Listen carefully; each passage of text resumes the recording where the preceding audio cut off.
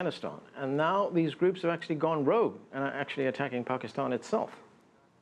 Well, unfortunately, you see, it goes further back. This is the time when the Soviet Union had occupied or invaded Afghanistan, and that was the time the CIA and the ISI, they got together and they created these groups. In fact, the CIA even brought jihadi literature and distributed, and most of these madrasas or training grounds or seminaries which exist in the frontier region were at that time created by this joint action of the CIA and the ISI. And most of these leaders were trained here. Once the Soviet Union withdrew from Afghanistan, instead of you see, disbanding those people or getting them re-indoctrinated, they were let loose, not only with the jihadi mindset, but also armed with terrible weapons of mass destruction, as well as a lot of funds. And they were looking for fresh enemies, and you're right, they turned into rogues or Frankensteins. And yes, Pakistan Army or Pakistani ISI did sponsor them at times, but now they have come back to hit and bite the very hands that had fed them at one time, and they are not in anybody's control. So it has to be a concerted effort. What my other colleagues have said, I fully endorse that. The people of Pakistan have to be taken on board. So far, it is only the military which appears to be doing its bit.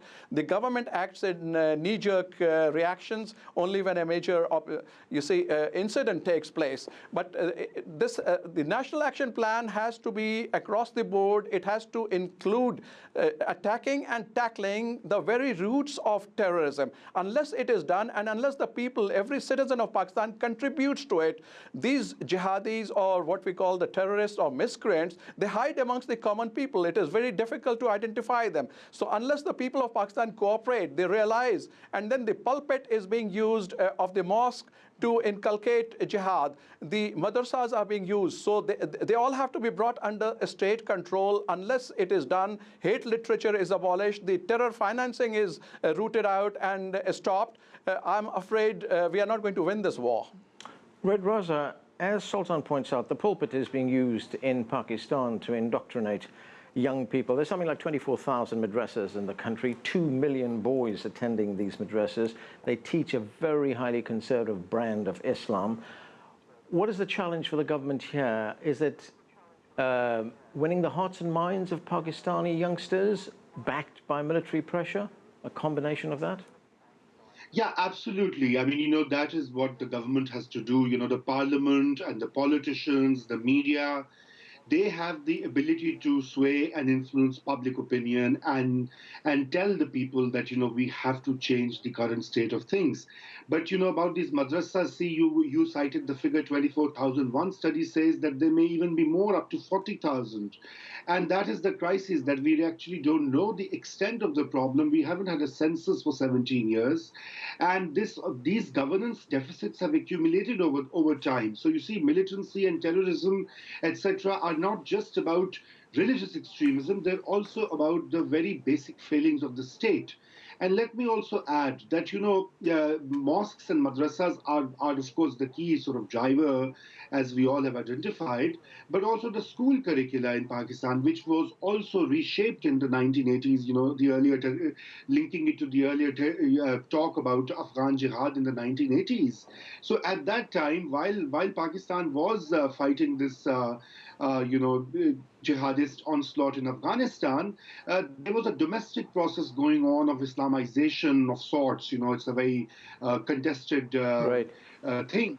And the textbooks were changed, which also teach, things about jihad and create a kind of a soft acceptance for violent extremism. And that needs to go away. So this is why we need far more comprehensive reform. Farhana? Yeah. I appreciate, the challenges that the Pakistani establishment has to deal with, and it's a real challenge where you're trying to quantify and qualify, the number of madrasas. But I think the real issue is really how do you change the cultural mindset of intolerance. And I see that progress has to be made from a bottom-up approach. This change has to come from within. And as very recently I've seen enormous progress take place. For example, there's an initiative in Pakistan. It's called the University Madrasa Interaction Program. It's led by a small NGO in Islamabad called Code Pack, led by a friend friend of mine, Dilawar Khan, and what he has done is he spent 4 months bringing together students of the universities and also students of the madrasa, and in a series of workshops, by bringing these young people together, engaged in various dialogue, and these conversations have been robust, and that's actually what breaks down the barriers of intolerance. And also, but that again, that's a very small initiative. And what I'd like to add, that the real challenge for local NGOs and for civil society actors who are trying to change this cultural mindset of intolerance is that it needs to be well funded. And this particular project that only ran for 4 months, and the report was just released, was funded by United States Institute of Peace right here in Washington, D.C. And I applaud that effort, but more needs to be done. And quite frankly, funding and that support needs to also come from the Pakistani state. Right. Talking about the Pakistani state, Ali, is there another risk here for Pakistan? It is a fragile democracy right now. When we look at the growing tension, the increasing amounts of violence and the government's response to it, could it lead to instability in Pakistan and ultimately to another military takeover? At the moment, I don't think so. But the latest episode of Panama Papers has also pressured the political government, and the politicians. They have now platforms, they have to go to parliament, they have to explain to elected leaders, and there are debates going on in the media, in the electronic media, in the print as well. Democracy is absolutely imperative.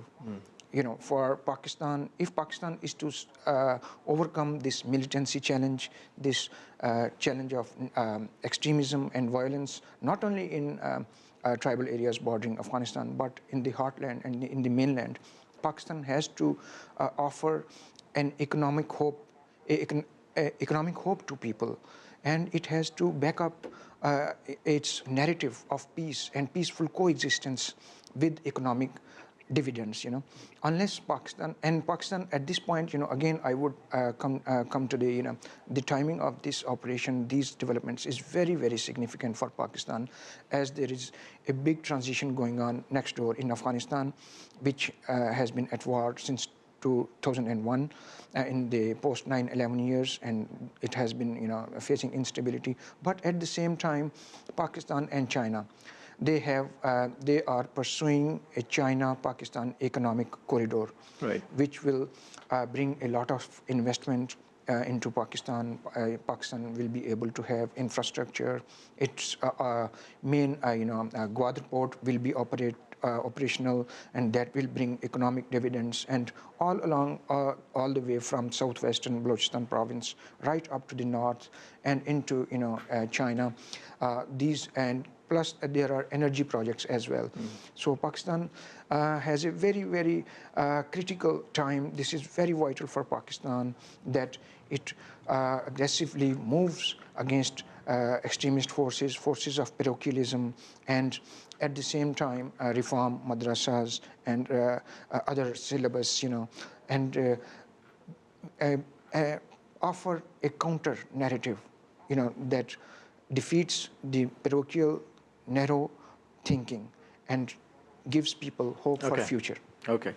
Sultan, we've got just a few seconds left, and I have to ask you this question about Pakistan's nuclear arsenal, because that is something that we hear about very often here in the United States and in other parts of the world. Concerns over the safety of this nuclear arsenal. How vulnerable are Pakistan's nuclear weapons? Can they in some way fall into the hands of extremists?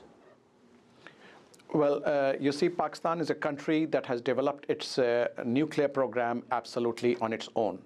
So if it has sophisticated and trained engineers to develop a nuclear program, they also have the capability to develop the necessary and requisite security and safety regimes also, which they have managed very well. Pakistan, in fact, is a little ahead of India in this, its neighbor with whom it was competing as far as the nuclear program was concerned.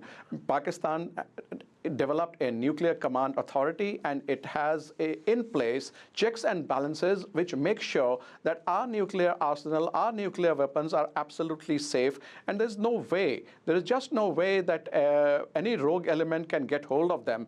And you see, the most important thing is that people misunderstand that nuclear weaponry is not like, lobbing a hand grenade or a missile. It is a very sophisticated thing, and I don't think a ragtag militia will be able to. But first of all, most importantly, they'll not be able to lay hands on it. Okay, and we have to leave it there. Thanks to all of you for joining us.